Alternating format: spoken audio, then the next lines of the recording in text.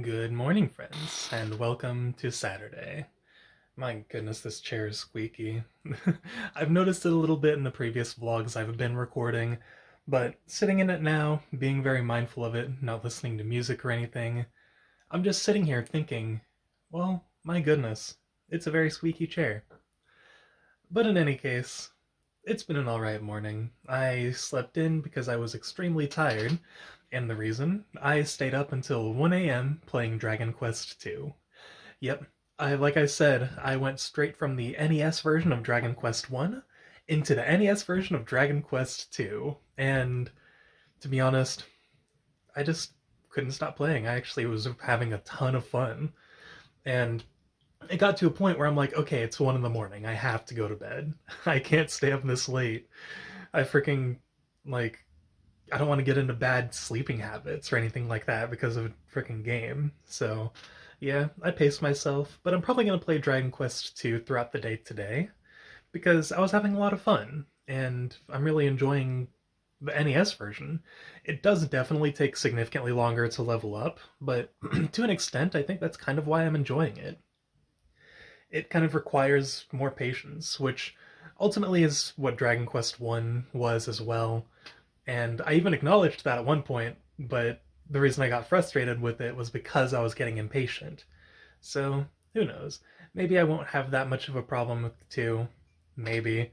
I'm gonna try to do the Road to Rhone without a map like I usually do and just play through it blind, no matter how frustrating it is. So, we'll see. If I can conquer that, I feel like I can conquer anything the series has to throw at me. In any case, I'm almost done drinking my coffee, but why not share our first sip together? Oh yeah, nice cup. With that, I'll probably try to get at least my 500 words of writing done before playing Dragon Quest 2. Like, I want to get some sort of creative work done before I just play a video game all day, so I'll probably do that, maybe make some progress in the Crystal's Tale, and see where the day goes from there. Yeah, it's been a while since I watched one of Josh Jepson's live streams, so I figured I'd tune in to his Twilight Princess 3 Heart Run challenge. And it's fun. I like watching his streams. Oh yeah, so I remembered something after reviewing yesterday's vlog. I realized I never actually got to my main point when I was trying to do my little review of the NES version of Dragon Quest when comparing it to the Switch port. I prefer the gameplay of the NES version, but the reason I prefer the Switch version overall is, not only can you get to level 30 in a reasonable amount of time, but the localization of the Switch version is incredible. I love the writing in the Switch port so much. And, as someone who's always kind of liked the story of games, even though Dragon Quest 1 doesn't have a ton of story, the NPC dialogue makes a world of difference. And the Switch version includes NPCs that aren't even in the NES version. Like, one of my favorite NPCs is one you get at the very end of the game after you've beaten the Dragon Lord. I won't say who, and I won't spoil where, but it's an NPC that just kind of like makes me smile, and I'm like, oh, I'm so glad they added that to the game, and it makes me very happy. But the NES version doesn't have that, and the NES version doesn't have a lot of unique dialogue for after you've beaten the Dragon Lord, and you go around the towns talking to all the people. Like, from what I saw, they only said like 2 alternating lines of dialogue, and everyone in the castle told you, hey, go see King Lorik, like every single NPC. So, yeah, I like the gameplay of the NES version, but I prefer the writing of the Switch version. Turns out, I'm not as done with Dragon Quest 1 as I thought. I totally forgot the Game Boy Color port existed, so now I've got to beat that one. Hooray. In all seriousness, though, I don't mind. I could play Dragon Quest 1 over and over, doesn't matter what version it is, I just love this game. I've done a little bit of grinding in the Game Boy Color version of Dragon Quest 1, and so far, the balancing already feels pretty decent. I can't make a proper judgment call until I've gotten further in the game, because I'm only level 3, but from what I recall of the NES version, this one feels a lot more like the Super Nintendo and Switch ports in terms of balancing. It doesn't take very long to level up, enemy, like the damage variance feels pretty much just right, and it doesn't feel like there's as much luck involved. Like, you kind of know what you're getting into this time. So far, yeah, I'm kind of like how this game's balanced. Oh, well, there's one downside to the Game Boy Color version that I'm very glad they fixed for the Switch version. So, this area I'm at, this is not far to the southwest of where you begin.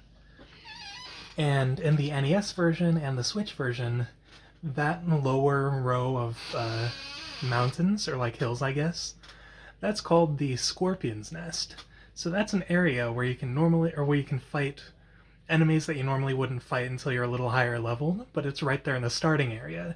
You just walk back and forth throughout those hills, and if you once you're level 4, you learn the fire spell, and if you use that, you can basically wipe most of those enemies out in one hit and gain a ton of XP really fast.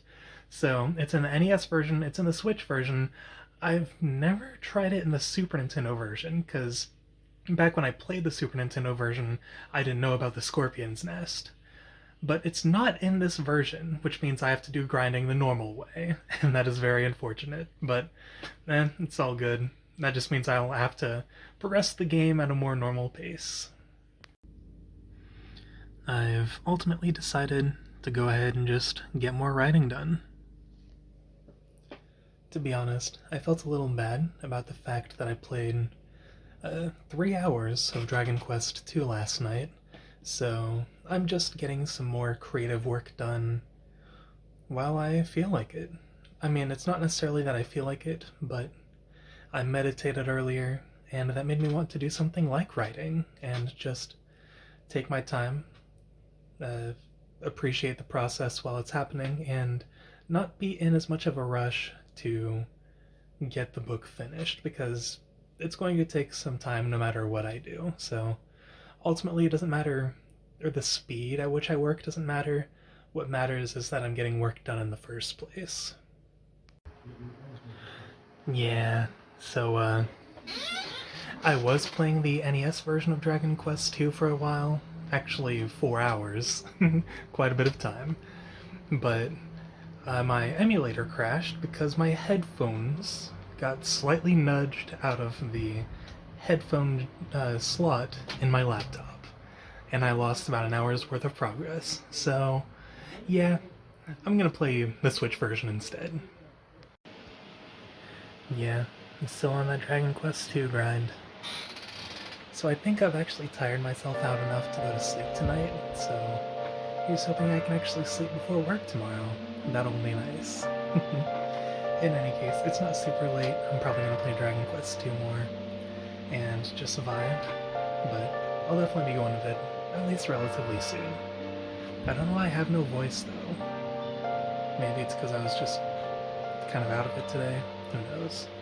In any case, thank you guys so much for watching. You are all wonderful people.